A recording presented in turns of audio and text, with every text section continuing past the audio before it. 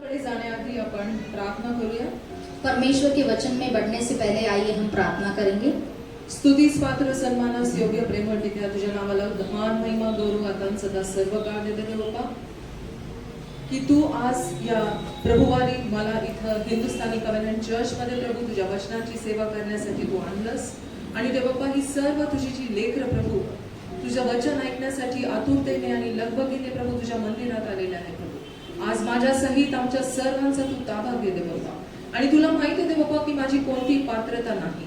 मी तुझ्या समोर एक फाटकी चिंधी आहे ते बाप्पा, कारण तुझी माझ्यामध्ये तुझी वृद्धी व्हावी व माझा ऱ्हास व्हावा हीच माझी रोज प्रार्थना असणार. पण प्रभू म्हणून मी तुला मागते की प्रभू तू माझा ताबा घे. आणि आज जे काही तुला या मंडळीशी बोलायचे प्रभू त्यासाठी तुझा पवित्र आत्मा माझ्यामध्ये घाल दे बाप्पा. माझ्या पापी ओठांवर प्रभू तुझ्या पवित्र वेदिकांची इंगळ ठेव दे बाप्पा. आणि तुझं वचन स्पष्टपणे प्रभू मंडळीला सांगता यावं. मंडळीच्या लोकांना खुश करण्यासाठी नाही ते बाप्पा, तर तुझी मंडळीपासून काय इच्छा आहे हे समजण्यासाठी प्रभू योग्य रीतीने तुझं वचन हाताळण्यास तू मला सहाय्य कर. तुझ्या आवडीच्या प्रभू तुझ्या आवडी व्यतिरिक्त प्रभू मी कोणताही व्यर्थ शब्द या पुलपीटवरून बोलू नये म्हणून विशेष करून प्रभू तू माझ्या जिभेचा ताबा घे. इथून पुढचा सर्व वेळ आम्ही जगातल्या सर्व गोष्टी बाजूला ठेवून प्रभू केवळ तुझ्या वचनांकडे लक्ष देतो. कारण येशू तू स्वतःच म्हणतो की माझी मेंढरे माझी वाणी ऐकतात. आणि प्रभू आत्मा म्हणतो की ज्याला कान आहे तो ऐको. म्हणून प्रभू आज आमची आत्मिक कान तू उघड दे बाबा आणि तुझी वाणी स्पष्टपणे आमच्या कानावर पडू दे. कारण आम्ही शेवटच्या काळामध्ये जगत असताना प्रभू सर्व गोष्टींचा आम्ही सोंग करू शकतो, ढोंग करू शकतो प्रभू, पण तुझ्या येण्याचं सोंग आम्ही करू शकत नाही. प्रभू आज एकाच गोष्टीचा अगत्य प्रभू मरियाचा वाटा आम्ही उचलून तुझ्या पायाजवळ बसून तुझी वाणी ऐकण्यास प्रभू आम्ही सिद्ध करावं. आमचा जीव आत्मा शरीर तुझ्याकडे सुपूर्त करावं. हे एकाच गोष्टीचा अगत्य. आमच्या जगातले सर्व विचार बाजूला ठेवून प्रभू येतो प्रभू येशू आम्ही तुझ्या पायाजवळ येतो. बोल दे बाप्पा आम्ही सर्व दास ऐकत आहोत. ही लहानशी विनंती तारणार प्रभू येशू ख्रिस्त याच्या नावाने मागते म्हणून तो ऐक. आमेन. आपल्या सर्वांना माहित आहे की आज आपण काय साजरा करत आहोत. हम सब जानते हैं कि आज हम क्या मना रहे हैं. Mother's Day. Mother's Day. Mother's Day. कारण आपल्याला माहित आहे की आई या शब्दामध्ये एक विलक्षण सामर्थ्य आहे.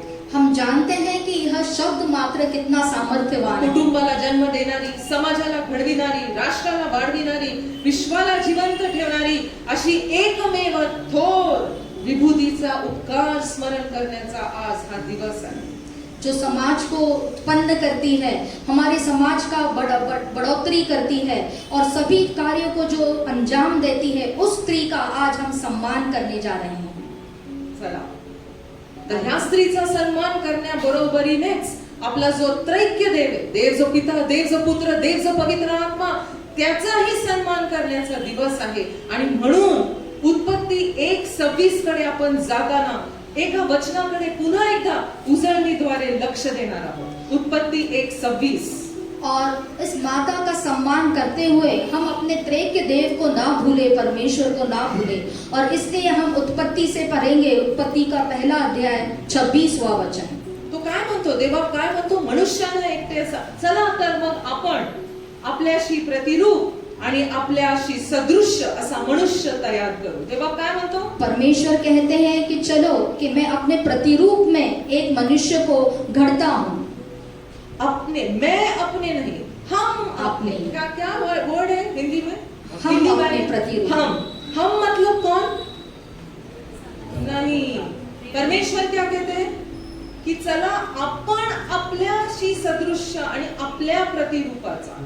आपण म्हणजे कोण? Praise the Lord. कौन? पिता, पुत्र और पवित्र आत्मा. तीनों के समान परमेश्वर ने मनुष्य को क्या किया? या बनाया या निर्माण किया. राइट. आगे उसी अध्याय में आगे जाके देखते हैं. उत्पत्ति इसका पहला अध्याय और 28वां वचन कौन सा है? उत्पत्ति इसका पहला अध्याय 28वां वचन. मराठी मध्ये असं लिहिलेलं आहे, देवाने त्यांना आशीर्वाद दिला. आता काय केलं त्या बाप्पाने? आदामाला घडवलं, हवेला घडवलं आणि उत्पत्ती 1:28 मध्ये प्रभूने त्यांना आशीर्वाद दिला. आणि तो काय म्हणाला? सर्व एकत्रितरित्या वाचूया. काय म्हणाला तो? फलद्रूप व्हा, बहुगुणित व्हा, पृथ्वी व्यापून टाका. आता हिंदीमध्ये फूलो फलो और पृथ्वी में भर जाओ और उसको अपने वश में कर लो. नाही, एक पॉइंट मिसिंग आहे का? मराठीमध्ये काय लिहिलेलं आहे?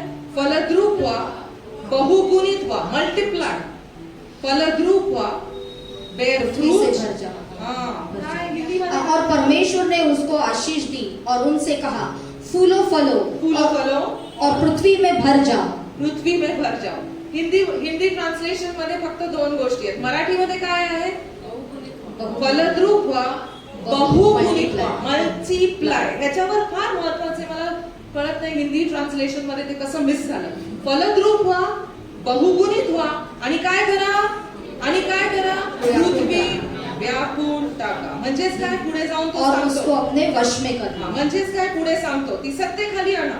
समुद्रातील मासे, आकाशातील पक्षी आणि पृथ्वीवर संचार करणारे सर्व प्राणी यांच्यावर काय करा? सत्ता चालवा. हा अधिकार देवबापाने कुणाला दिला? सांगा पटकन. कुणाला दिला? आदाम आणि हवा. आदाम आणि हवा हे दोघं एकत्रित होऊन त्यांचं काय प्रस्थापित केलं देवबापाने? Very good. काय प्रस्थापित केलं त्यांनी? कुटुंब.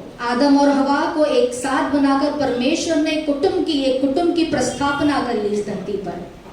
चला आता एक रिव्हिजन करू. उत्पत्ती 1:26 मध्ये देवबापाने काय निर्माण केलं? उत्पत्ति 1:26 में परमेश्वर क्या कहते हैं?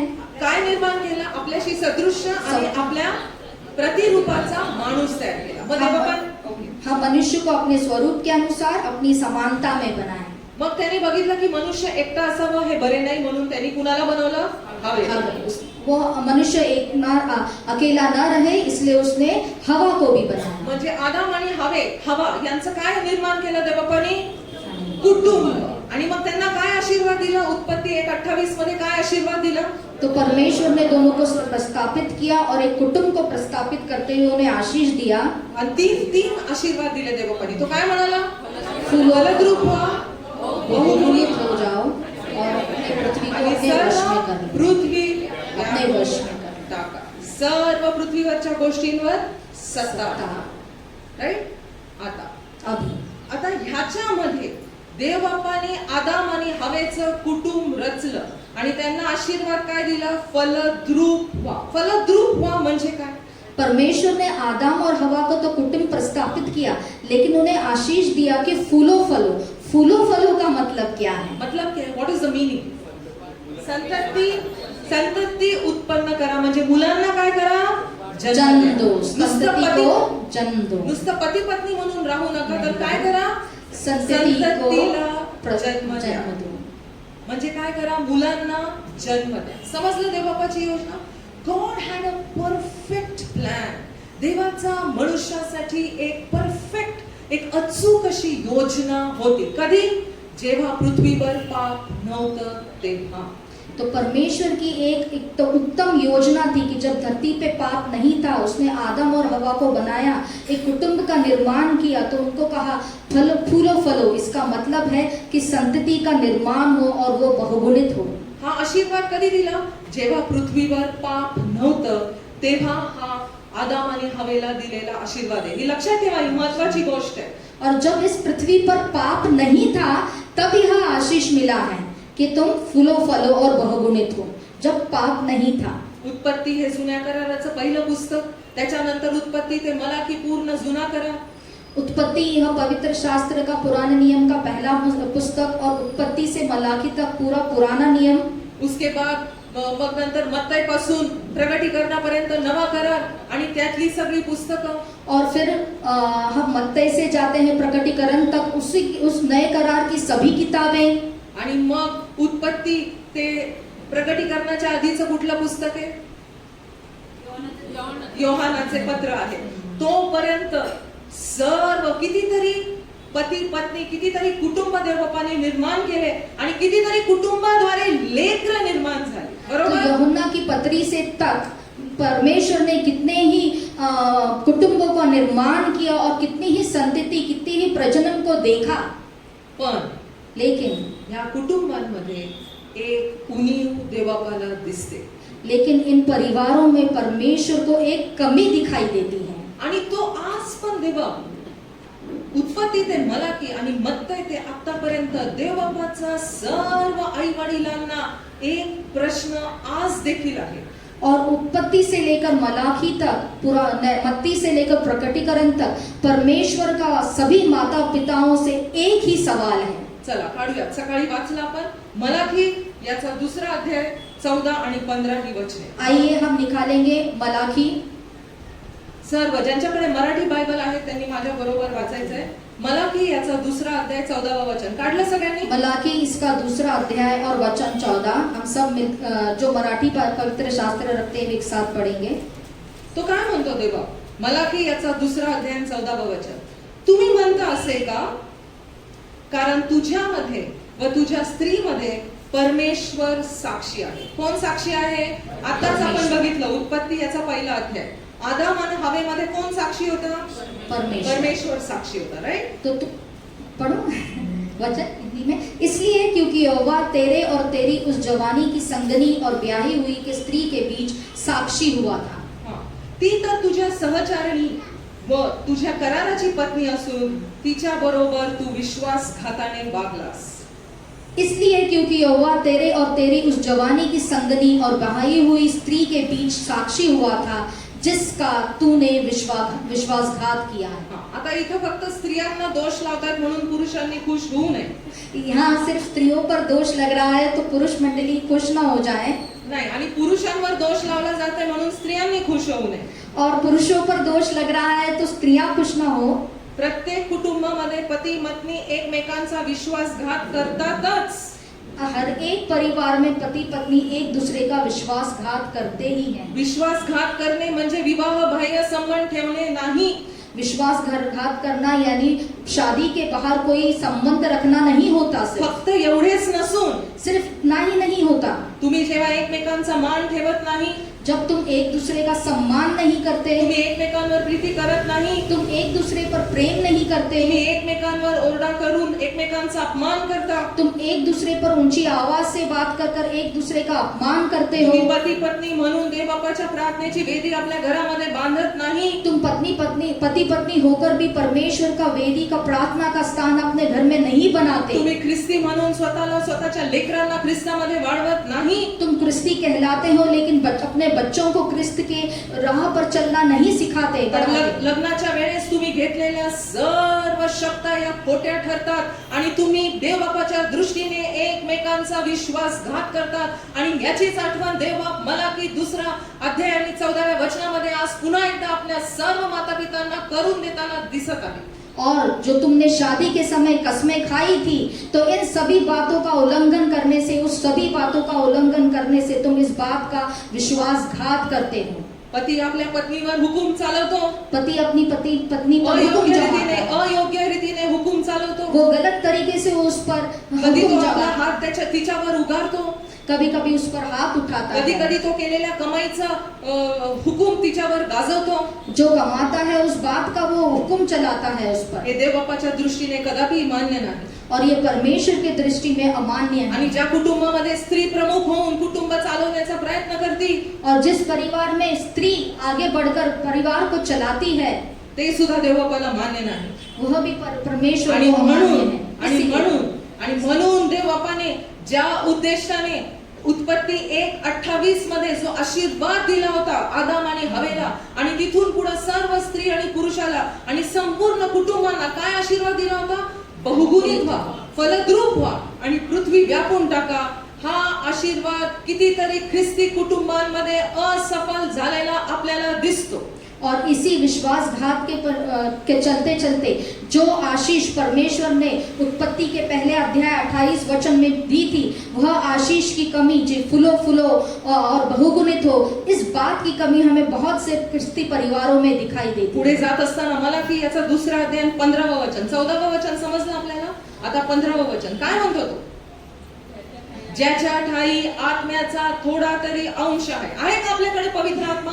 आता सिस्टर म्हणत होत्या की त्याच्या उपासकाने त्याची उपासना आत्म्याने आणि खरेपणाने, म्हणजे आपल्या ठाई परमेश्वराचा आत्मा आहे काय? आहे. मग परमेश्वर काय म्हणतो? ज्याच्या ठाई आत्म्याचा थोडा तरी अंश आहे, अशा कोणीही असे कधीही केले नाही. देवबाप सर्व माता पितांना आज पण दोष लावत आहे. तो काय म्हणतो? असे कधीही केले नाही. पुढचं वाक्य तो काय म्हणतो? देवाला अनुसरणाऱ्या संततीची इच्छा करणारा कोणी आहे काय? परमेश्वर के योग्य संतान आज के माता पिता प्रसूत करना चाहते हैं क्या? क्योंकि उसने एक ही को नहीं बनाया जबकि आत्माएं उसके पास थी. और एक ही को क्यों बनाया? इसलिए कि वह परमेश्वर की योग्य संतान चाहता है. परमेश्वर के योग्य संतान. आज देवबाप आपल्याला काय दोष देत आहे माता पितांना? आज परमेश्वर हम पर क्या दोष लगा रहे हैं माता पिता पर? की मुलांना जन्म देणं तर कोणी करत हो. लग्न झालं की मुलांना जन्म देणं हे एक नॅचरल क्रिया आहे. पर बच्चों को जन्म देना तो कोई भी कर सकता है. शादी होने के बाद तो नेक्स्ट प्रक्रिया बच्चों का जन्म ही है. एक थोर व्यक्ती म्हणतात any idiot can do it. कोई भी जो नादान भी है वो यह काम कर सकता एनी है. Idiot can produce children. जो नादान भी है वो भी वो भी बच्चों को जन्म बट दे व्हाट सकता काइंड है. Of children does God want us to produce? लेकिन परमेश्वर किस तरह की संतान को जन्म देना चाहता है? देवाची हमारे काय द्वारा? इच्छा आहे की आपण कशा प्रकारचे मुलं घडवावे? परमेश्वर की क्या इच्छा है कि हमने किस तरह के बच्चों को जन्म देना है? कुठल्या प्रकारचे सांगा. आता इतक्यात आपण वाचा. परमेश्वर देवाला अनुसरणारे. He wants us to raise a godly offspring. वो चाहता है कि परमेश्वर के कदमों पर चलने वाली उसके वचन को पालन करने वाले संतानों को हम जन्म दें. आणि ही एकटी मातेची जबाबदारी नाहीये की एकट्या पित्याची जबाबदारी नाहीये. ही दोघांनी मिळून देवाला आवडणारी परमेश्वर के योग्य संतान बनाने की जिम्मेदारी माता पिता दोनों को समान परमेश्वर ने दिया. तो परमेश्वर ये जिम्मेदारी कहता है कि दोनों ने सांझी बांटनी चाहिए. आणि हे कुटुंब आपले सर्व ख्रिस्ती कुटुंब गॉडली ऑफस्प्रिंग किंवा देवाला अनुसरणारी संतती घडवण्यास कमी का पडले? ह्याचे दोन कारण आपण आज बघणार आहोत. और यह जो क्रिस्ती परिवार है परमेश्वर की योग्य संतान उत्पन्न करने में क्यों असफल है, इसके दो कारण आज हम देखेंगे. कारण पती पत्नी देवामध्ये श्रम घेताना देव बापाला दिसत नाही. और पति पत्नी जब परमेश्वर के नाम से मेहनत करते हैं तो ये परमेश्वर को नहीं दिखाई देता. आता परमेश्वरामध्ये मेहनत मत करायची म्हणजे काय? परमेश्वर में मेहनत न करना इसका मतलब क्या होता है? लग्न प्रसंग असला तर आपण एकदम खुश असतो. जब शादी ब्याह होता है तो हम बहुत खुश होते हैं. बाकीच्या सगळ्या व्यर्थ गोष्टींकडे आपलं लक्ष असतं. और बाकी सब जो बेमतलब बातें हैं उस पर हमारा ध्यान जाता है. रूढी परंपरा, हळद, याला गिफ्ट, ते बस्ता बांधायचं, कपडे एकमेकांना देणं, बक्षीस, सगळ्या बाह्य गोष्टींकडे आपलं लक्ष असतं. और जो ये बाहरी दो चीजें हैं, हल्दी का समारंभ है, आजकल तो संगीत भी होता है, इन सभी बातों पर हमारा ध्यान होता है. देव बापाने संबंध हे जाणत नाही आपण की देव बापाने पहिली संस्था निर्माण केली होती ती कुटुंब संस्था निर्माण केली होती. और हम यह भूल जाते हैं कि जो पहली संस्था का स्थापन हुआ था परमेश्वर ने क्या किया था, वो एक परिवार था, एक कुटुंब था. ना मुलाकडचे ना मुलीकडचे सर्व नातेवाईक एकत्रित येऊन त्या मुला मुलीसाठी प्रार्थना करायला आपल्याला दिसतात. त्यांच्यासाठी उपवास प्रार्थना करताना आपल्याला दिसले का आजपर्यंत असंख्य लग्न झालेले आहेत. पण सर्व दोन्ही मुलाकडचे आणि मुलीकडचे कुटुंबीय एक महिना आधी चर्च मध्ये येऊन उपवास प्रार्थना करत आहे. कारण मुलगा आणि मुलगी जोडल्यानंतर परमेश्वर त्यांच्याद्वारे एक कुटुंब निर्माण करणार आहे. आणि त्या कुटुंबाद्वारे त्याची इच्छा आहे की एक गॉडली ऑफस्प्रिंग किंवा देवाला अनुसरणारी संतती निर्माण व्हावी ही देवबापाची इच्छा आहे. पण मनुष्य कोणत्या गोष्टींमध्ये गुरफटलेला आहे? हळद, बस्ता बांधणे, इतर तयारी, कोणत्या हॉलमध्ये रिसेप्शन, कोणत्या चर्च मध्ये लग्न विवाह, कोणते पाळक येऊन तिथे समोर गर्दी करून त्या मुला मुलीला आशीर्वाद देणार, या सर्व नाशवंत गोष्टींकडे माणसाचं आज लक्ष लागलेलं आहे. और अब जब किसी परिवार में शादी ब्याह होता है तो हम दुनियावी बातों में लग जाते हैं. जो रीति रिवाज है उनको फॉलो करते हैं, उनकी परंपरा को हम चलाते हैं. लेकिन क्या कभी आपने देखा है कि लड़की के घर वाले और लड़के दूल्हे के घर वाले एक साथ आ रहे हैं एक महीना पहले चर्च में और दुआओं में लगे हैं, उपवास प्रार्थना में लगे हैं कि यह जो दो बच्चे एक साथ आने वाले हैं, इनकी शादी होने वाली है, इनमें से जो संतति उत्पन्न होगी वो योग्य हो, वो परमेश्वर की संतान हो, ऐसी क्या हम प्रार्थना करते हैं? इस बात में जुड़ जाते हैं? नहीं, हम बाहरी दुनियावी बातों में, रीति रिवाजों में लग जाते हैं. आणि म्हणून परमेश्वर आज मलाकी 2:15 मध्ये सर्व माता पितांना एकच प्रश्न विचारते आणि हिंदी मध्येच सांगते मी. परमेश्वर के योग्य संतान चाहने वाले माता पिता आज हैं क्या? आज सरळ प्रश्न देवबाप आज आपल्याला करत आहे. और इसीलिए परमेश्वर सीधे सीधे आपको मलाकी 2:15 में पूछते हैं कि क्या आप परमेश्वर की योग्य संतान को उत्पन्न करते हो क्या? आणि आजचे माता पिता परमेश्वराशी अनुसरणारा संतान घडवू शकत नाही. त्याचं एकच कारण आहे की पती पत्नी आत्म्यामध्ये एक झालेले आपल्याला दिसत नाही.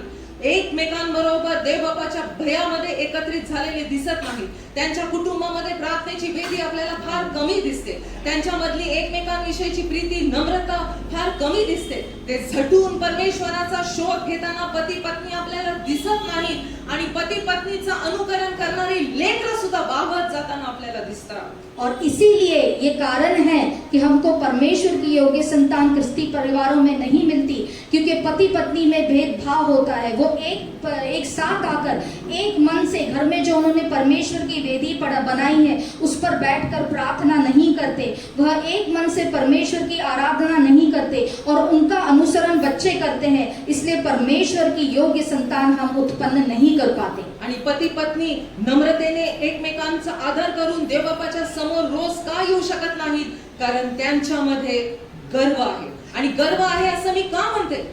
कारण जे आत्म्याचे दीन आहेत ते परमेश्वरावर अवलंबून राहणारं जीवन जगतात. पण जे आत्म्यामध्ये दीन लीन नम्र नाही ते स्वतःच्या बुद्धीवर जीवन जगणारे असे माता पिता आणि पती पत्नी आपल्याला दिसतात. और परमेश्वर की आराधना एक साथ क्यों नहीं कर पाते ये पति पत्नी? क्योंकि उनमें गर्व है. और परमेश्वर का वचन कहता है कि तुम्हें आत्मा में लीन और दीन होना है. यह आत्मा और में लीन और दीन नहीं होते, इसलिए ये परमेश्वर की आराधना एक साथ नहीं कर पाते. आत्म्यामध्ये लीन आणि दीन होणं म्हणजे काय? परमेश्वरावर अवलंबून राहून जीवन जगणे. आपलं उठणं बसणं चालणं सगळं काही परमेश्वरावर अवलंबून. जसं एक लहान बालक आपल्या आईवर सगळ्या गोष्टींसाठी अवलंबून असतं, तो जोपर्यंत पती पत्नी आई वडील आपलं संपूर्ण जीवन त्या लहान बालकाप्रमाणे परमेश्वरावर अवलंबून राहून जगत नाहीत तोपर्यंत त्यांच्यामध्ये तो गर्व दिसणार. आणि जोपर्यंत गर्व आहे तोपर्यंत परमेश्वराचं वरदान म्हणजे त्याची कृपा मिळणार नाही. और परमेश्वर की में दीन लीन रहना, इसका अर्थ क्या है कि परमेश्वर पर अपनी पूरी जिम्मेदारी छोड़ देना, उस पर अपना पूरा निर्भर, उस पर पूरी तरह से निर्भर करना. जिस तरह एक बालक अपनी माता पर निर्भर होता है, उसे मालूम है कि उसकी माता उसका ख्याल रखेगी, इस तरह से अपने आप पर गर्व ना करके अपनी सूझबूझ पर ना चल के यह माता पिता ने दीन लीन होना मतलब अपने परमेश्वर पर निर्भर रहना जरूरी है. स्वतःच्या बुद्धीवर अवलंबून राहणे म्हणजे काय? गर्व. स्वतःच्या बुद्धीवर अवलंबून राहून निर्णय घेणे म्हणजे काय असणे? गर्व. आणि गर्वाचं पातक देवबापाला आवडत नाही. कुणीतरी गर्व केला आणि म्हणून त्याला स्वर्गातून खाली फेकण्यात आलं. जो कोणी मनुष्य, जो कोणी ख्रिस्ती विश्वासणारा पुरुष व स्त्री स्वतःच्या बुद्धीवर अवलंबून राहून आपल्या आयुष्यातले बारीक बारीक निर्णय घेतात, त्यांच्या ठाई गर्व आहे. याचा अर्थ ते परमेश्वरावर अवलंबून राहणारं जीवन जगण्यास तयार नाहीये. त्यांना परमेश्वरावर अवलंबून राहायचं नाहीये. आणि अशा लोकांना देवबाप त्याची कृपा देत नाही. आणि देवबापाची कृपा फक्त लिनास मिळते हे वचन आपल्याला सांगतं. काढूया याकोब याचा 4 अध्याय आणि 6 वचन. तो काय म्हणतो? परमेश्वर का वचन हमें सिखाता है कि अपने गर्व करना परमेश्वर को पसंद नहीं. हम पढ़ते हैं पवित्र शास्त्र में कि किसने गर्व किया था उसको स्वर्ग से नीचे फेंक दिया गया.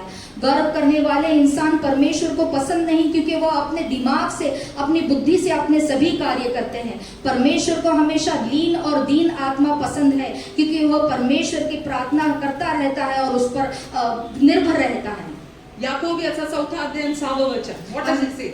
याकोब इसका 4 अध्याय आणि 6 वचन. याकूब की किताब इसका 7वां अध्याय. देव गर्विष्ठांना विरोध करतो. सगळे म्हणा, काय करतो देव? देव कुणाला विरोध करतो? गर्विष्ठांना. सर्व म्हणा, गर्विष्ठांना. परमेश्वर गर्विष्ठांना विरोध करता. आणि जे हिंदी स्पीकिंग आहे, परमेश्वर अभिमानियों का विरोध करता है. परमेश्वर अभिमानियों का विरोध करता है. से एवरीबॉडी से परमेश्वर अभिमानियों का विरोध करता है. किसका विरोध करता है वो? अभिमानियों का विरोध करता है. अभिमानियों का. और अभिमानी कौन है? और कौन है ये अभिमानी? जो अपने बुद्धि पर चलते हैं. वो सभी कौन है परमेश्वर की नजर से? अभिमानी है. क्योंकि परमेश्वर क्या चाहते हैं कि हम हर एक छोटी बात में किस पर निर्भर रहे? परमेश्वर पर। और अगर हम हमारे जीवन में सभी निर्णय अपनी बुद्धि पे रेस्ट करके अगर हम ये निर्णय लेते हैं तो परमेश्वर को ये कदापि मंजूर नहीं। मानते हैं हम सब? कौन कहता है ये? परमेश्वर का वचन। आणि म्हणून काय होतं माहितीये का? परमेश्वर काय करतो? गर्विष्ठांचा विरोध करतो आणि कुणाला कृपा देतो? लीन आणि दिलास. दिलास तो कृपा करतो आणि गर्विष्ठांचा तो काय करतो? विरोध करतो. मग पती पत्नी जर लीन नाहीत तर त्यांना परमेश्वराची कृपा मिळणार का? नाही. आणि मला सांगू द्या, तुमच्याकडे किती मोठा हुद्दा असो, किती मोठे पैसे असो, आई वडिलांनो ऐका, तुमच्याकडे किती मोठा बँक बॅलन्स असो, किती बंगले असो, किती गाड्या असो, किती मोठा हुद्दा असो आणि जगातलं सर्व काही असेल, पण परमेश्वराची जर कृपा नसेल तर तुमची संतान ही देवाला अनुसरणारी संतान म्हणून तुम्ही घडवू शकणार नाही. अगर आप अपने दिमाग से चलते, अपनी बुद्धि से चलते हैं तो आप गर्विष्ठ है और परमेश्वर को ऐसे लोग पसंद नहीं. आप कितने ही बड़े ओहदे पर हो, आपने कितनी ही कमाई की हो, लेकिन परमेश्वर अभिमानियों का विरोध करता है और ऐसे परिवार की जो संतान है वो परमेश्वर की योग्य संतान नहीं बन पाती. आपण गर्विष्ठ आहोत की नाही याची चाचणी कशी करायची? परमेश्वर का हम गर्विष्ठ, घमंडी है कि नहीं, इसकी टेस्ट कैसे करेंगे? कैसे जांचें कि हम घमंडी कैसे हैं? जांचेंगे? किस तरह से जांचेंगे हम अपने आप को? कैसे परखेंगे कि हम घमंडी हैं या अभी नहीं? बताया ना, मैंने अभी बताया. हमारे बच्चे, हमारी हर छोटी चीज में ओके राइट. और अभी मैंने बताया आम्ही गर्विष्ठ आहोत की नाही आई बाप म्हणून हे कशावरून टेस्ट करायचं? तुम्ही तुमच्या मुलांकडे बघा, त्यांची आत्मिक अवस्था काय आहे, त्यांचा आणि येशूचा घनिष्ठ नाता आहे का ते जगामध्ये गुरफटलेले? जर तुमची लेकरं जगामध्ये गुरफटलेले असेल तर आई वडील काय आहे? गर्विष्ठ. आई वडील काय आहे? घमंडी. आणि मग आई उठते, मुलाला दोष देते, तू असाच आहे. मुलगा वडील म्हणतात मुलाला, तू नालायक आहेस, तू अपात्र आहेस, तुझी पात्रता नाही की मी तुला एवढं सगळं द्यावं. आणि परमेश्वर म्हणतो आई वडिलांनो, तुमच्या मुलांना तुम्ही दोष लावू नका, कारण जर मुलगा बदखैली असेल, मुलगा जर देवामध्ये नसेल तर त्याचा संपूर्णपणे दोष कुणाला जातो? कारण आई वडील काय नाहीये? लीन. आई वडील गर्विष्ठ आहेत, त्यामुळे त्यांना देवबापाची कृपा मिळत नाही आणि देवबापाच्या कृपेशिवाय आपण मुलांना त्याच्या भयामध्ये वाढवू शकत नाही. So never blame your children. तो अगर आपको पहचानना है, परखना है कि माता पिता गर्विष्ठ या घमंडी है या नहीं, उनके बच्चों को देखिए.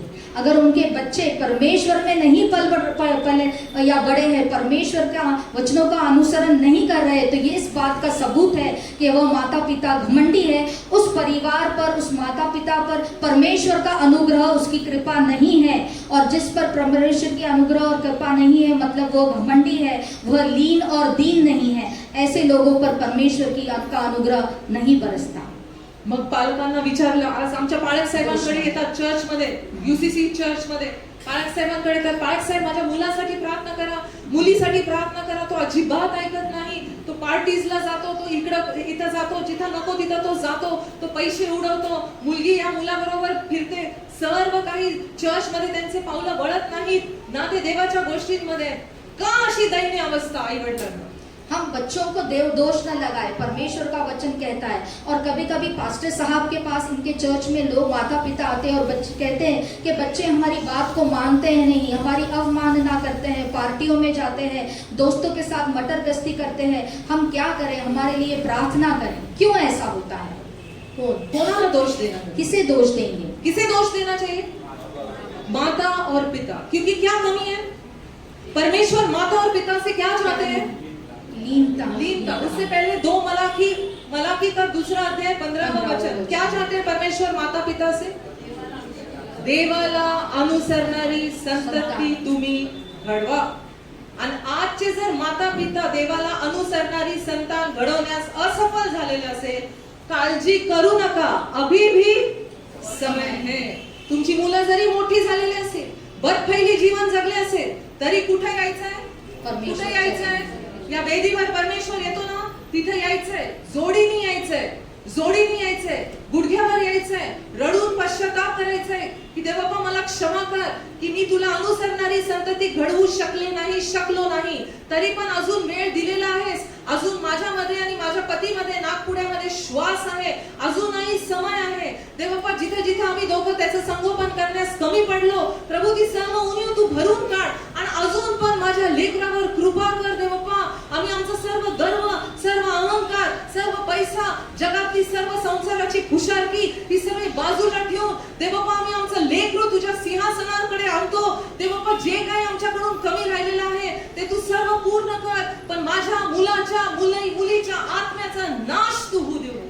और अगर हमारे बच्चे बुरी संगत में फंस गए हैं और हमारी बातें नहीं सुनते तो अभी भी देर नहीं हुई है भाई और बहनों, अभी भी परमेश्वर की वेदी आपको बुलाती है. परमेश्वर की वेदी के पास आइए. पति पत्नी जब तक आपके श्वास में श्वास है, आइए परमेश्वर की वेदी के पास घुटने टेक कर पश्चाताप की प्रार्थना करें. परमेश्वर से कहे कि हम आपके योग्य संतान को उत्पन्न न कर पाए. परमेश्वर हमारे बच्चे को हम आपके सिंहासन के सामने लाते हैं. परमेश्वर अपने बच्चे को आपके सामने अर्पित करते हैं, उसे योग्य मार्गदर्शन दे, उस पर अपना अनुग्रह बरसाए. ऐसी हम प्रार्थना पश्चाताप की कर सकते हैं. जे आत्म्याने देईन ते धन्य, कारण जे आत्म्याने देईन ते धन्य, धन्य है क्योंकि कारण स्वर्गाचे राज्य उन्हीं का है. स्वर्गाचे राज्य त्यांचे आहे.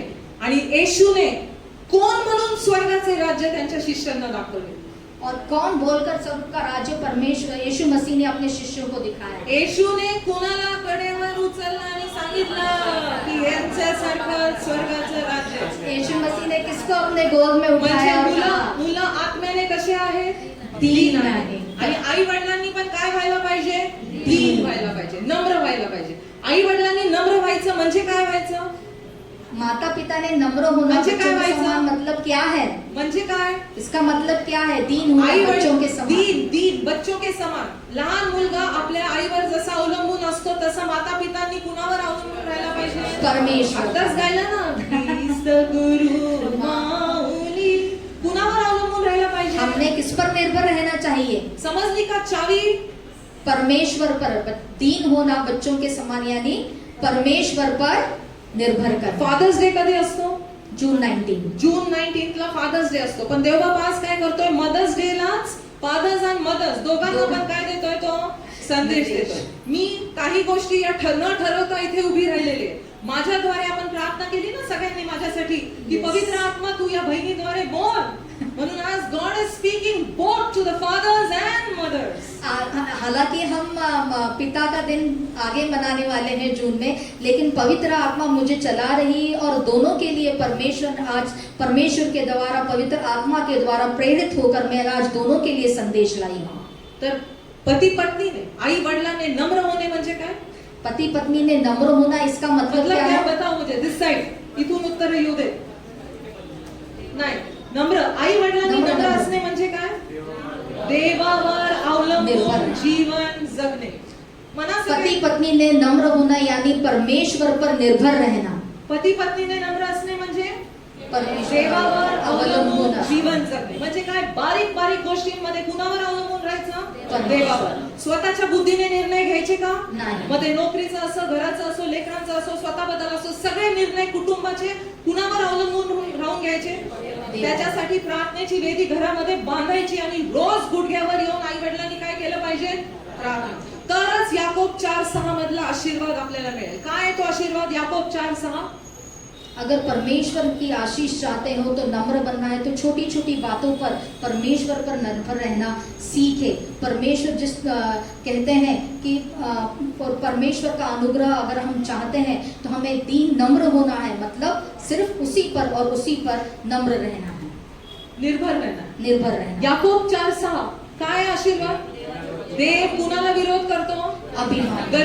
गर्विष्ठ म्हणजे काय, जे स्वतःच्या बुद्धीवर अवलंबून राहून आपले निर्णय घेतात, असे सगळे देवाच्या दृष्टीने कोण आहेत, गर्विष्ठ. मी, मला, माझे. आम्ही नव्या कराराच्या मंडळीचा आमचा बायबल स्टडी चालू आहे, त्याच्यामध्ये आम्ही या सर्व गोष्टी देवावर चर्चा करतो की देवावर अवलंबून राहणारं जीवन म्हणजे काय. प्रियांनो, स्वतःला रिक्त करणे. ते गाणं ऐकलं ना, तू बढे मैं घटू, मेरे जीवन से महिमा तुझे मिले।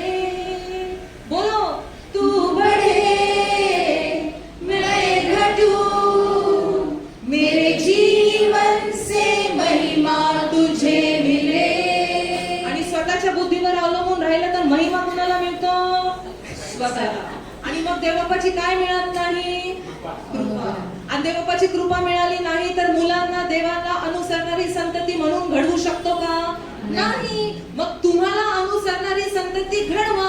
मग म्हातारपणात मुले बरोबर काय दाखवतात? वृद्धाश्रम. आई वडिलांचा अपमान करतात, उलट उत्तर देतात, ऐकत नाहीत. मग आई वडील काय सांगतात पाळक साहेबांना? अरे आजकालची जनरेशनच अशी आहे. अशी मूर्ख कारण आई वडील पाळक साहेबांना द्यायला सुरुवात करतात. का? कारण आई वडील स्वतःच्या बुद्धीवर अवलंबून राहून मुलांचं काय करत आहे? संगोपन करत आहे. आणि देव काय म्हणतो? मी गर्विष्ठांना आपली कृपा देत नाही, तर लीनांना आपली कृपा देतो. हा पहिला मुद्दा. आई वडिलांना जर देवाला अनुसरणारी संतती घडवायची असेल तर काय केलं पाहिजे? आई वडिलांनी परमेश्वरावर अवलंबून असणारं जीवन जगलं पाहिजे. आणि त्याचं वचन कुठलं आहे? सगळे मला सांगा.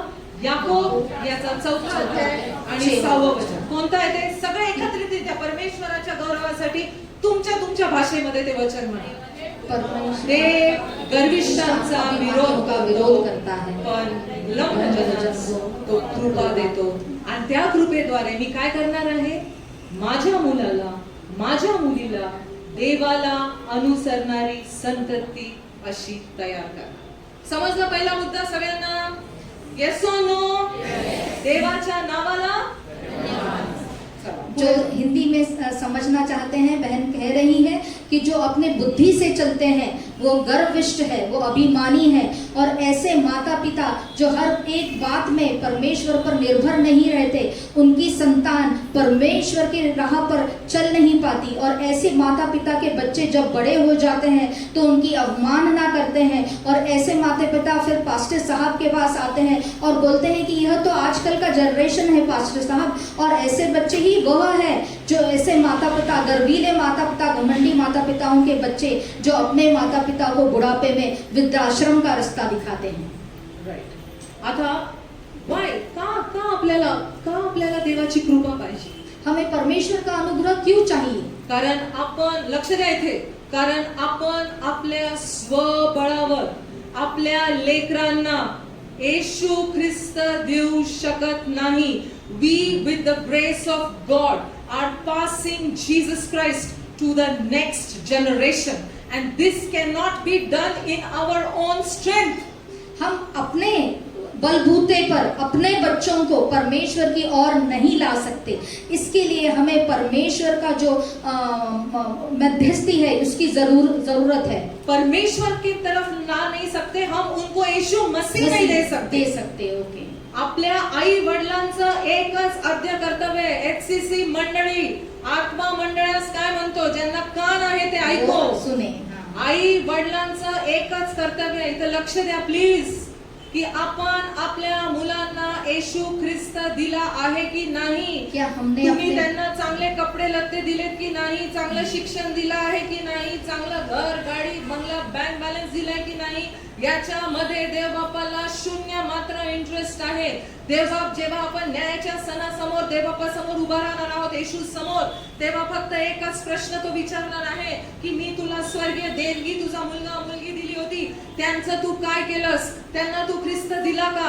कारण आपण आता सध्या देवबापाचे कसे नातेवाईक लागतो? ख्रिस्त आपला ज्येष्ठ बंधू आहे. इब्री लोकास पत्र 6 अध्याय, तो विषय एकदम वेगळा आणि मोठा आहे. तो नंतर देवबापानी इच्छा असेल तर मी तुम्हाला सांगेन. आपण त्या नात्याने ख्रिस्ताचे धाकटे बंधू आहोत आणि ख्रिस्ताचे धाकटे बंधू या नात्याने आपण देवबापाचे वारस आहोत. आणि देवबापाची इच्छा आहे की जिथे येशू आहे तिथे आपण असावं, जिथे येशू आहे तिथे आपली लेकरं असावीत. आणि आपल्याला तिथं गेट पास तेव्हाच मिळेल जेव्हा आपली लेकरं आणि आपण स्वतः येशू सारखे असो. आपण येशूचा स्वभाव या पृथ्वीवर प्रकट केला तरच आपल्याला स्वर्गाच्या राज्यात प्रवेश आहे. अन्यथा please don't keep any expectations end hope from God. परमेश्वर का वचन कहता है कि परमेश्वर का भय बच्चों को उसके यीशु आपने यीशु को अपने अपने बच्चों को दिया क्या, यह उसका कहना है। वो आपसे आज पूछना चाहता है, अगर आप यीशु की राह पर नहीं चलते हैं तो आपके लिए स्वर्ग के दरवाजे खुले नहीं रहेंगे। यह उसका सही सही तरीके से कहना है। आणि येशू सारखं चालणं म्हणजे काय हो? और यीशु के राह पर चलना यानी क्या है? येशू कसा होता? आत्म्याने काय होता? तो दीन होता. तो प्रत्येक गोष्टीमध्ये देव बापावर अवलंबून होता. यीशु मसीह आत्मा से दीन थे, वो परमेश्वर पर निर्भर रहते थे. त्याच्यावर थुकलं, त्याला चपदाका मारल्या आणि त्याला काय काय म्हटले, बालजबूल म्हटले, त्याचे अपमान केले, पण येशूने काय उत्तर दिलं का? नहीं. यीशु पर कितने अन्याय किए गए, लेकिन उन्होंने उसका उत्तर दिया क्या? त्यांनी काय केलं? सगळं काही सहन केलं. उन्होंने सब कुछ सहन लिया, उन्होंने चूक तक नहीं की. आपली लेकरं, आई वडिलांना एकमेकांचं सहन करताना पाहत आहेत काय? क्या हमारे बच्चे माँ बाप को सहन करना पाते हैं क्या? वडिलांनी आवाज चढवला तर आई शांत बसते काय? पिता ने अगर आवाज ऊंची आवाज में बात किया तो माँ क्या चुप बैठती है? वडील आपल्या आईचं सर्व गोष्टींमध्ये सल्ला मसलत घेताना आपले लेकरं पाहत आहेत. क्या हमारे बच्चे देखते हैं कि उनके पिताजी अपनी माता से सलाह मशवरा करते हैं छोटी छोटी बातों पर? घरात वाद विवाद झाले तर आई वडील ते प्रार्थनेद्वारे ती समस्या सोडवताना लेकरं बघत आहेत काय? अगर घर में कोई बात पर झगड़ा हो जाता है तो बच्चे यह देख रहे हैं क्या कि प्रार्थना के द्वारे वहाँ समझौता कर लेते हैं? आई वडील एकमेकांना सॉरी, मला क्षमा कर असं म्हणताना लेकरांच्या कानावर पडत आहे काय? क्या बच्चे यह सुन पा रहे हैं कि परमेश्वर की पति पत्नी एक दूसरे को सॉरी कह पाते हैं, कहते हैं? जर आई वडिलांच्या ठाईचं ख्रिस्ताचं जीवन लेकरं बघू शकत नाही, अगर परमेश्वर का जीवन पर अपने माता यीशु का जीवन अपने माता पिता के जीवन में नहीं देख पाते बच्चे, तो बच्चे की ते मुलं देवाला अनुसरणारी संतती म्हणून कधीच घडणार नाही. तो यह बच्चे परमेश्वर की योग्य संतान बनने में असफल हो जाते. आता जर तुम्ही म्हणाला की देवबापा मला हे माहित नव्हतं न्यायाच्या दिवशी, और अगर आप कहते हो कि परमेश्वर कि मुझे यह न्याय के दिन पूछा जाएगा ये नहीं मालूम था, तेव्हा देवबाप काय करेल? तुमचं मेमरी बटन दाबेल. मेमरी बटन दाबणार आणि मग तो चलचित्रपट सुरू होईल. शलाका पारकरचे पृथ्वीवरील जीवन आणि मग त्या जीवनामध्ये हा आजचा दिवस, आज काय तारीख आहे? 12/12/2024. वेळ झालेली आहे 12 वाजता HCC च्या या हॉल मध्ये हे वचन मी तुम्हाला एका सेविकेद्वारे दिलं होतं आणि तुम्ही म्हणता मला माहित नव्हतं की मला माझी संतती तुला अनुसरणारी अशी घडवायची आहे. और याचा जवाब द्यावा लागणार आहे माता पिता. और उस दिन आपको कयामत के दिन यह जवाब देना पड़ेगा कि क्या तुम्हें नहीं मालूम था कि अपनी संतति को परमेश्वर के वचन में चलाना है? और उस समय आप यह नहीं कह सकते, इस बात को नकार नहीं सकते कि परमेश्वर मैं तो इस बात को नहीं जानता था. तब परमेश्वर आपके सामने यह चलचित्र दिखाएंगे कि किस तरह सिस्टर शलाका में 12 को आपके पवित्र मंदिर में आई थी और इस बात में उन्होंने आपको प्रचार किया था, संदेश दिया था. राइट. पहिलं काय? देवबापाची इच्छा काय? आई वडिलांकडनं चला उजळणी ज्यांना झोप येते, कुणाला झोप येते त्यांनी उभं राहून उत्तर द्यावा. झोप उडाली पाहिजे, आई वडिलांची झोप उडाली पाहिजे. उनकी नींद उड़ जाए ऐसे कार्य करेंगे. देवबापाची आई वडिलांकडून काय अपेक्षा आहे? क्या अपेक्षा है? काय प्रश्न विचारताय? मलाकी 2:15 मध्ये देवबाप प्रश्न काय विचारताय? परमेश्वर क्या कहते हैं? कोणी देवाला अनुसरणारी संतती घडवत आहे काय? परमेश्वर के लिए योग्य संतान को उत्पन्न करें. अच्छा, मग ती देवाला अनुसरणारी संतती घडविण्यासाठी आई वडिलांकडे कोणतं हत्यार पाहिजे? और वो ऐसी संतति उत्पन्न करने के लिए आपके पास क्या औजार चाहिए? याकोब 4:6. याकोब की पत्री 4 अध्याय. कोणतं हत्यार पाहिजे? आत्म्याची काय? दीनता. आई वडिलांकडे काय पाहिजे? आत्म्याची दीनता. आत्म्याची दीनता म्हणजे काय? देवावर अवलंबून असणारं जीवन. आणि ते जीवन आपल्या लेकरांना प्रगट झालं की आपली लेकरे आपोआप देवाला अनुसरणारी संतती म्हणून घडली जातात. समजलं? आता दुसरा मुद्दा बोलू का? बोलिए. म्हणजे माझा वेळ झाला असेल, बोर होतोय का कुणाला? नाही होत असलं ना तर स्वतःसाठी प्रार्थना करा. अगर किसी को बोर हो रहा है तो खुद के लिए प्रार्थना करें. दुसरा मुद्दा आई वडिलांचा देखिए. देवबापाची काय अपेक्षा आहे? आपण काय करायचंय? त्याला अनुसरणारी संतती उत्पन्न करना है. आता प्रॉब्लेम काय होतो माहितीये का? देवाने कहाँ आता है? देवाने सगळ्यात पहिली कोणती संस्था निर्माण केली? कुटुंब संस्था. त्याच्यावर गाला कुणी घातला? सैतानाने. Satan always attacks families. हम परमेश्वर ने पहली जो संस्थापना स्थापित की वह था परिवार, और शैतान का हमेशा यह इरादा होता है कि वह उस पर हमला करे. सैतानाने कुणाला भुलवलं? सगळे पुरुष खुश. पाप कुणामुळे आलं? पाप कुणामुळे आलं? हवेमुळे. सगळे किती menfolk are all happy. आमच्यामुळे नाही, कुणामुळे आलं? त्या हवेमुळे. आदम काय म्हणाला देवबाला? आदम तू कुठे आहेस आणि तू हे काय केलंस? तेव्हा आदम काय परमेश्वर म्हणाला? ने पूछा कि आदम तुम कहाँ हो? तो उसने क्या कहा? त्याचं उत्तर काय होतं? तू दिलेली ही स्त्री. कुणाला दोष तुमने दी लावलाय हुई ये आदमाने? स्त्री है. आदमाने कुणाला दोष लावलाय? किसे दोष लगाया आदम ने? Very good. एक तीर में दो मारे आदम ने. किसको? तू दिलेली ही स्त्री. म्हणजे देवाला पण दोष लावतोय आणि स्त्रीला. त्याची हिम्मत बघा, आदमाची हिम्मत बघा. आदम ने एक तीर से दो निशाने किए और कहा कि तुमने दी हुई स्त्री. तो स्त्री पर भी दोष लगाया और परमेश्वर पे भी दोष लगाया. लेकरं बघतात असं दोषारोपण घरामध्ये बघतात लेकरं. बच्चे देखते हैं ना ऐसे एक दूसरे पर देखते इल्जाम क्या? लगाना. देखते हैं क्या बच्चे? तुम्ही हे असं करता ना, तुम्ही उशीर येता म्हणून त्याला घरडी सवय लागली. आप देर से आते इसलिए बच्चे को ये आदत लगी कि वो देर से आता है. तू त्याला लाडावून ठेवलंयस की त्याला पैसे देत नाही. तू आई म्हणून लगेच पागळतेस आणि त्याला पैसे देते म्हणून तुझ्यामुळे तो वाया गेलाय. पर किस तरह से पति पत्नी पर इल्जाम लगाता है कि तुमने ही उसे बिगाड़ा है, तुम ही उसे पैसे हे देते हो, कुठून तुम्हारी वजह से आलंय? हो. हे कुठून आलंय आपल्यामध्ये? जुन्या आदामामधून. दोष देण्याची वृत्ती कुठून आलेली ये जो आहे? स्वभाव है जो पुरुषों में है, कहाँ से?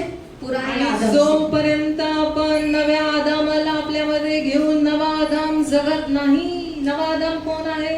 येशू ख्रिस्त. जोपर्यंत आपण येशू ख्रिस्तासारखं होत नाही आचाराने, उच्चाराने, विचाराने, तोपर्यंत आपण आई वडील म्हणून ख्रिस्ताला अनुसरणारी संतती घडवूच शकणार. जब तक हम नए आदम को अपने भीतर जन्म नहीं देते जो यीशु क्रिस्त है, उस समय तब तक हम अपने द्वारा ऐसी संतति उत्पन्न कर ही नहीं आता सकते. लक्ष द्या. महत्वाचा मुद्दा आहे.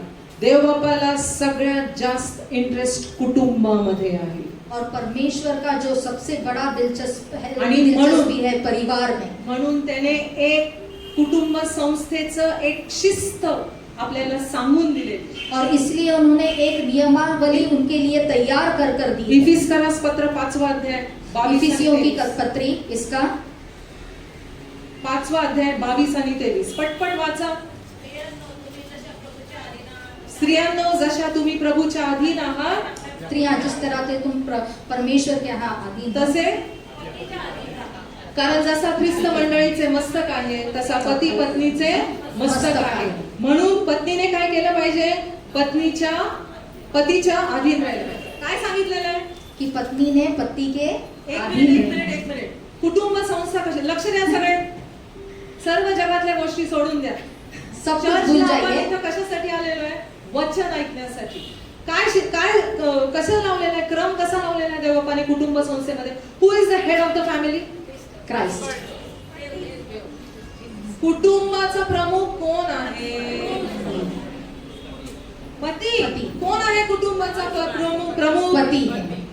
आणि त्याच्या खाली पतीच्या अधीन कोणी असलं पाहिजे? पत्नी ने उसके Right? अधीन रहना चाहिए. का बरं? पत्नी, आता ज्या पत्नी कुटुंब चालवतात आणि ते हुकूमत करतात कुटुंबामध्ये, त्यांना आता खूप त्रास होत असेल की माझा नवरा माझं सगळं ऐकतो. शेजारणीला सांगतो आपण, माझा नवरा माझ्या ताब्यात आहे. आईकडून, घराकडून, इकडून तिकडून शिकवण मिळते की पतीला काय ठेव? आपल्या मुठीत ठेव. ही सैतानाकडून आलेली शिकवण आहे. याच्याकडे इथून पुढे कान बंद करायचे. कारण देवाने काय क्रम लावून दिलेला आहे? कुटुंबाचा प्रमुख कोण आहे? आदाम, पती. आणि नंतर कोण आहे? स्त्री. पहिला कोण बनवला गेला? आदाम. नंतर कोण बनवली गेली? हवा. आता पती का प्रमुख आणि पतीच्या अधीन पत्नी का? याचं उत्तर परमेश्वराकडनं घ्या. You cannot ask God. तो परमेश्वर ने एक क्रम लगाकर रखा है कि परिवार का जो मस्तक है वो एक पुरुष है और उसके नीचे उसकी पत्नी अधीन रहती है. तो ये क्रम परमेश्वर ने लगाकर रखा है कि पत्नी अपने पति के अधीन रहे. और ये क्रम परमेश्वर ने किस लिए लगाकर रखा है, इसका जवाब आप परमेश्वर से पूछ सकते हैं, लेकिन हमें इसका अवलंबन करना चाहिए. आता कोण खुश झालं हे ऐकून की पत्नींनी पतीच्या अधीन असावं? कोण खुश यह झालं? सुनकर कौन खुश हुआ है यहाँ? आता याचं पण उत्तर स्त्रियाच देत आहेत. कोण खुश झालं की पत्नींनी पतीच्या अधीन असावं? कौन खुश हो रहा है यहाँ? सर्व पती खुश झाले का? सब पति खुश है. थांबा, थोड्या वेळाच खुश ठेवणार आहे, कारण पतींनी काय केलं पाहिजे हे देव पुढे सांगतो. तो काय सांगतो? पतींनो आपल्या पत्नीवर जशी ख्रिस्ताने मंडळीवर प्रीती केली तशी प्रीती करायला पाहिजे. आणि ख्रिस्ताने मंडळीवर कशी प्रीती केली? और आगे परमेश्वर यीशु वचन कहता है कि जिस तरह से यीशु मसीह परमेश्वर ने अपनी मंडली पर प्रेम रखा, उसी तरह से तुमने प्रीति अपने पत्नी से करनी चाहिए. येशूने मंडळीवर कशी प्रीती केली? कैसी प्रीति रखी? आपला प्राण त्यांनी मंडळीसाठी दिला. यीशु मसीह ने मंडली के लिए अपना प्राण दे दिया. त्या प्रमाणात प्रत्येक पतीने आपल्या पत्नीवर काय केली पाहिजे? म्हणजे डिफिकल्ट काम कुणाला दिलंय? कठीण काम कुणाला दिलंय? पती पत्नीमध्ये जास्त कठीण काम कुणाला आहे? पतीला. कारण पतीने आपल्या पत्नीवर जशी ख्रिस्ताने मंडळीवर प्रीती केली, म्हणजे मंडळीसाठी प्राण दिला, त्या पद्धतीचं, त्या लेवलची, त्या दर्जाची प्रीती प्रत्येक पतीने आपल्या पत्नीवर करायची. आणि पत्नीने काय करायचंय? आपल्या पतीच्या अधीन राहायचंय. ही देवाला अनुसरणारी आणि आवडणारी कुटुंब संस्था देवाने निर्माण केली. पत्नी ने क्या करना है वो तो हमने सुन लिया, लेकिन पति ने क्या करना है? पति ने पत्नी पर ऐसी प्रीति रखनी है जिस तरह से यीशु मसीह ने अपने मंडली पर प्रीति रखी. सो ज्यादा चुनौती भरा काम किसके लिए है? पतियों के लिए है. ये चुनौती भरा काम यह है कि जिस तरह से यीशु मसीह ने इतनी प्रीति रखी कि अपना प्राण मंडली के लिए दे दिया, इसलिए इतना बड़ा काम परमेश्वर ने पतियों को दिया है कि वह अपनी पत्नियों से वैसी ही प्रीति रखे जिस तरह से यीशु मसीह ने रखी. आणि जिथे स्त्री कुटुंब प्रमुख म्हणून काम करते. आहे का आपल्या घरांमध्ये असं की आपण पतीवर हुकूम चालवतो, पतीच्या सर्व नातेवाईकांना त्याला तोडतो त्याच्यापासून, आणि सर्व निर्णय जिथे स्त्री घेते ती कुटुंब जी देवाने घालून दिलेला क्रम आहे ती काय करते? ते क्रम तोडते आणि देवाच्या क्रोधाला वाट देते. त्या कुटुंबामध्ये तिची लेकरं कधीही देवाला अनुसरणारी संतती म्हणून घडवली जाणार नाही. और जिस परिवार में पत्नियां हुक्म चलाती है, और कभी कभी जैसे पीछे सिस्टर ने कहा कि उस बात का उन्हें घमंड भी होता है, यह जो परिवार है जो परमेश्वर ने नियमावली दी है उसका पालन नहीं करते, उस बात का उल्लंघन करते हैं, और ऐसे परिवारों में परमेश्वर की राह में चलने वाले संतान नहीं उत्पन्न होते. आता स्त्रियांना काय आहे? आगे स्त्रियों को थोडासा वेळ आहे ना, म्हणजे नाही तर मला प्लीज सांगा, कारण एक शेवटचे 2-3 मुद्दे महत्वाचे सांगते. दुसरा शास्त्रपाठ जो वाचला आपण, 1 तिमोथी याचा 2रा अध्याय 12, 13 आणि 14, 15 वचन काढा, पटकन काढा, कारण वेळ जात आहे. ट्रान्सलेशन मुळे काय होते? Double time is going. 1 Timothy 2:12 काय आहे वचन? काढा पटकन. सगळ्यांनी आपले बायबल नाही आणले का? ज्यांनी बायबल नाही आणले त्यांनी आज देवाला वचन देऊया की नेक्स्ट रविवारी येताना देवप्पा हे बायबल काय माहितीये का? हे बायबल देव आपल्याशी जे बोलतोय ना, व्हॉट्सअप मेसेजेस कसे वाचतात एकमेकांचे, आपल्या प्रिय व्यक्तीचे, 10 वेळेस प्रत्येक शब्दाची फोड करून करून वाचते. आणि देवाने जे आपल्याला पत्र दिलेलं आहे ते घेऊन येता येत नाही आपल्याला. आणि अपेक्षा करू नये आपण की आपण देवाला अनुसरणारी संतती घडू. आणि देवाच्या न्यायसमासमोर जर कठीण जायचं नसेल तर प्रत्येकाने आजपासून आपल्या स्वतःची बायबलची कॉपी नियमितपणे, जसा मोबाईल आपल्या जवळ असतो तसा बाइबल आपल्या जवळ ठेवा. आपसे निवेदन है कि आपने भी अपने Bible every Sunday pastor 1 Timothy 2रा अध्याय 12 वचन. 1 तिमोथी स्त्रीला शिकवण्याची अथवा पुरुषावर धनीपण चालवण्याची परवानगी मी देत नाही, तिने निमूटपणे बसावे. आता तुम्हाला कोण शिकवतोय सध्या? पाऊल.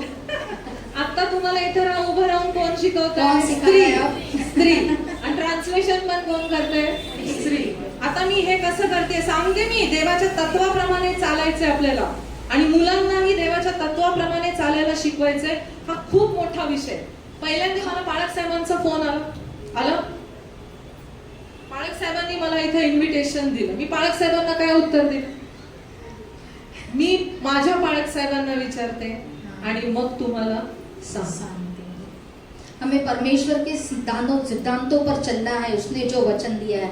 यहाँ बोलने वाली स्त्री है, अनुवाद करने वाली स्त्री है, लेकिन जब भी पासवान ने मुझे निमंत्रण दिया तब मैंने क्या किया, मैंने कहा कि मैं अपने पासवान से पूछती और फिर आपको बताऊंगी। आणि मग पाळक साहेबांची, माझ्या मिस्टरांची जेव्हा मी परमिशन घेतली ते म्हणाले जा, काय हरकत नाही. मग तेव्हा मी पास्टरांना फोन करून कन्फर्म केलं. This is called as walking by the principles of God. और जब मेरे पासवान जो मेरे पति भी है, मैंने उनसे अनुमति ली तब मैंने कारण माझा मस्तक कोण आहे? माझा पती. जर माझ्या पतीने मला परवानगी दिली तू जाऊन इथे संदेश दे, तर मी देवाला दुखवत आहे का? नाही. मी माझ्या पतीच्या अधीन राहू. नाही, मी कमी पडते. मी असं नाही सांगत आहे की आम्ही फार एकदम आदर्श कुटुंब आहोत, असं नाही. आम्ही धडपडतो, पडतो, देवाच्या दृष्टीने पाप करतो, पण पुन्हा उठतो, क्षमा मागतो, वधस्तंभ घेतो आणि त्याच्या मागे चालू लागतो. तो हम जानते हैं इस बात को कि परमेश्वर का सिद्धांत है। वो कहते हैं कि पति तुम्हारा मस्तक है, पत्नी ने उसके अधीन रहना चाहिए। तो इस बात को मानते हुए मैंने परमेश्वर अपने पति से उस बात की सम्मति ली और फिर पास्टर को जब दिखाया, बताया, तो मैंने इस बात को माना, इस बात की मान्यता देखी, सहमति देखी. पुढे 1 तिमोथी 2:13 वचन. 13 वचन काय? पटपट जाऊयात आपण. कारण प्रथम कोण घडवला गेला? आदम. स्त्री का शिकवू शकत नाही? तिने पतीच्या अधीन का राहावं? कारण प्रथम कोण घडवला गेला? आदम. आता स्त्रिया विचारू शकत नाही हवा का नाही, तो देवाचा निर्णय. पुढं 14 वचन. आणि कोण भुलवला गेला? आदम भुलवला गेला नाही, तर कोण भुलवली गेली? स्त्री. कारण ती कशी आहे? भावनावश, इमोशनल आहे, विकर वेसल आहे. म्हणून ती लवकर काय केली जाते? भुलवली जाते. म्हणून जे काही निर्णय आहेत कुटुंबाच्या प्रमुखाने म्हणजे पुरुषाने घ्यावेत. आणि पुरुषाचा मस्तक कोण आहे? ख्रिस्त. आणि ख्रिस्ताचा मस्तक कोण आहे? देव. तुम्हाला कळलं का तो क्रम? येस. पत्नीचा मस्तक पतीचा मस्तक पुरुष. पती तिचा पती. प्रत्येक स्त्रीचा मस्तक फक्त तिचा पती. प्रत्येक स्त्रीचा मस्तक कोण? तिचा पती. सरता कौन? उसका खुद का पति. उस पति का मस्तक कौन? यीशु मसीह. यीशु मसीह. यीशु मसीह का मस्तक कौन? परमेश्वर. और इस क्रम से हमें चलना है. और इसी क्रम से हमें जो चलना भी है. इस क्रम को गड़बड़ करता है, तोड़ता है, उसको परमेश्वर भी तोड़ेगा. तो हमें इस क्रम को पालन करना है. म्हणून आपण आपल्या मुलांना देवाला अनुसरणारी संतती घडवू शकत नाही, कारण देवाने घालून दिलेले सिद्धांत प्रमाणे आपण चालत नाही. हम परमेश्वर के दिए हुए सिद्धांत पर चलते नहीं, इसलिए हम इस बात में नाकामयाब हो जाते हैं. पुढे 15 वचन. 1 तिमोथी 2:15. आता सगळ्या मातांना ऐका काय? तथापि मर्यादेने. कुणी स्त्रीने काय करायची? स्त्रीची मिनिस्ट्री, स्त्रीची सेवा काय? संयम. मर्यादेने म्हणजे काय? देवाने घालून दिलेल्या ऑर्डर प्रमाणे स्त्रीने मर्यादेने पतीच्या अधीन राहावे. तो परमेश्वर ने जो क्रम दिया है उसके अनुसार स्त्री ने अपना बर्ताव करना चाहिए. पुढचा वर शब्द काय? विश्वास. विश्वास काय? विश्वासाशिवाय देवबाला आपण खुश करू शकतो का? स्त्रीने लहान बालकाप्रमाणे देवावर संपूर्ण विश्वास टाकावा की तू माझ्या मुलांचं संगोपन कर, तुला आवडणारी संतती असं कर. तिसरी गोष्ट स्त्रीने काय केली पाहिजे? प्रीती. कुणा प्रति प्रीती? कुणा प्रति प्रीती? किसके पास प्रीती? आपल्या पतीविषयी, आपल्या लेकरांविषयी, बच्चे, सगळ्यांविषयी तिच्या मनात काय पाहिजे?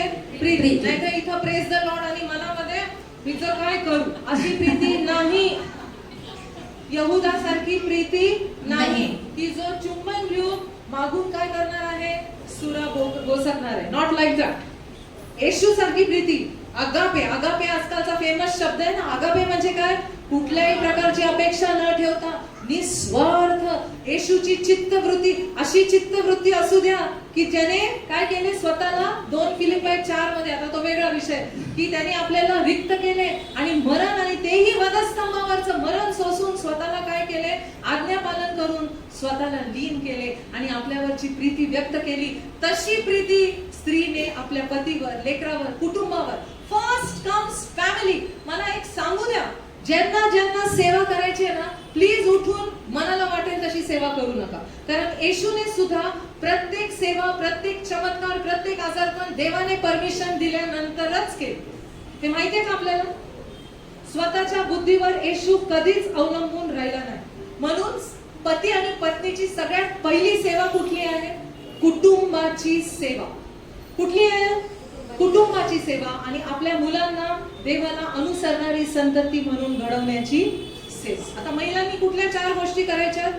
त्यांनी मर्यादेने राहायचे, संयम से रहना है, विश्वास से रहना है, प्रीती, प्रेम से रहना आणि है और पवित्रता यांच्याद्वारे तिने काय केलं में पाहिजे? स्थिर रहना है. आपल्या मुलांचं काय केलं पाहिजे? तिने संगोपन केलं अपने पाहिजे. बच्चों का इस तरह से पाल पोषण करना चाहिए कि वो संयम में रहे, विश्वास में रहे, प्रेम और आता एक शेवटचं उदाहरण देते, मोशेचं. आखिरी उदाहरण दे रही हूँ मूसा का. मोशेचं माहिती आहे ना उदाहरण काय आहे तुम्हाला? क्या है मोशे मूसा? मोशे आपल्या आई बरोबर 8 ते 10 वर्षाचा असेपर्यंतच होता की नाही? अपनी माँ के साथ वो 8 से 10 साल का था, तब तक ही म्हणजे था. छोटं बालक होतं, त्याला पाण्यात सोडलं आणि मग तो फारोच्या महालामध्ये राहायला लागला. बरोबर छोटा आहे? बच्चा था, वो फिर छोड़ा, पानी में छोड़ दिया गया और उसका आणि पालन मग पोषण त्याच्या फारो ने बहिणीने त्याच्या आईला त्या राजवाड्यामध्ये नेलं. ये आणि सब जानते. आणि तिला माहित होतं त्याच्या आईचं नाव काय? Very good. मिरियम त्याच्या बहिणीचं होतं. Please Yes. म्हणून सांगते, बायबल घेऊन या. त्याच्या आईचं नाव काय होतं? जोखबेद. योखबेद मराठीमध्ये आणि इंग्लिश मध्ये इट इज जोखबेद.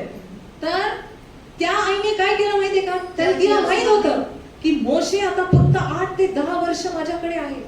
ह्याचे वडील तर रात्री गुलाम म्हणून त्या इजिप्त लोकांच्या सेवेमध्ये आहेत आणि 12-12 तास वडील बाहेर आहेत आणि आईवर सगळी जबाबदारी होती. म्हणून तिने मोशेला त्या 8-10 वर्षांमध्ये देवाच्या भयात, देवाच्या ज्ञानात वाढवलं आणि इस्रायल लोकांविषयीची प्रीती त्याच्या मनामध्ये तिने बिंबवली.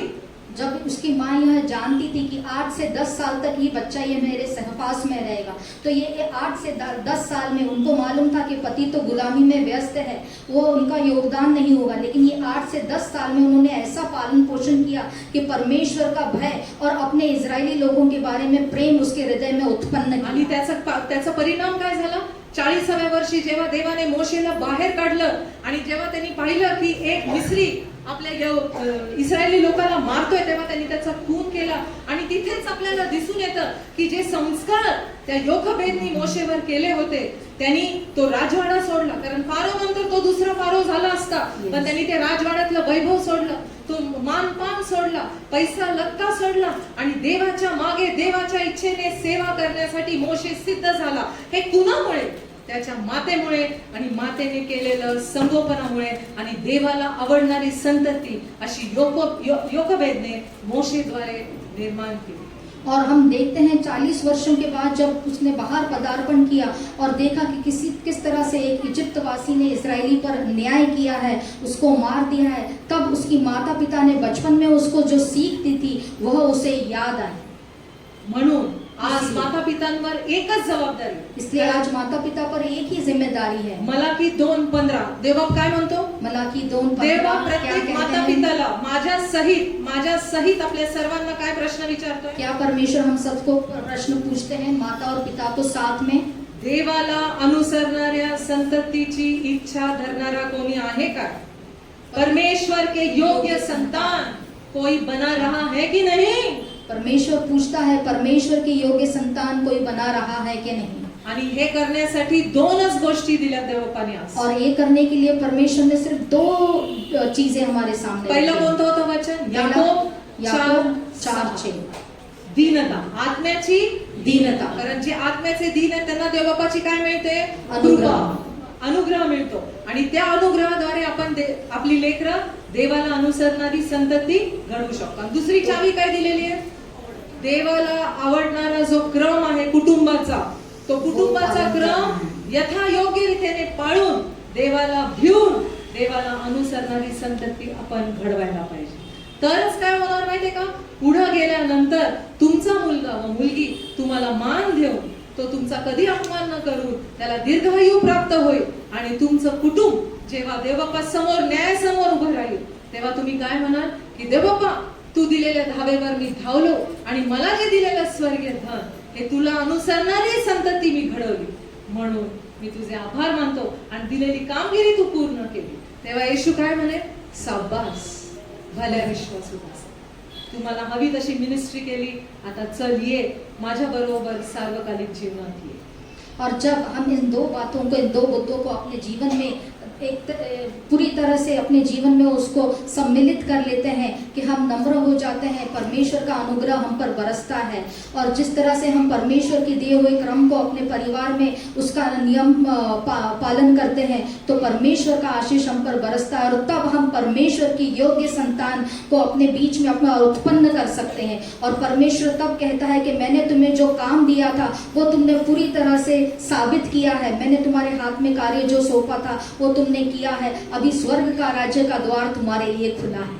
आमेन. आता इथून पुढे अजून 2-4 मुद्दे होते पण वेळेअभावी मी इथेच थांबते.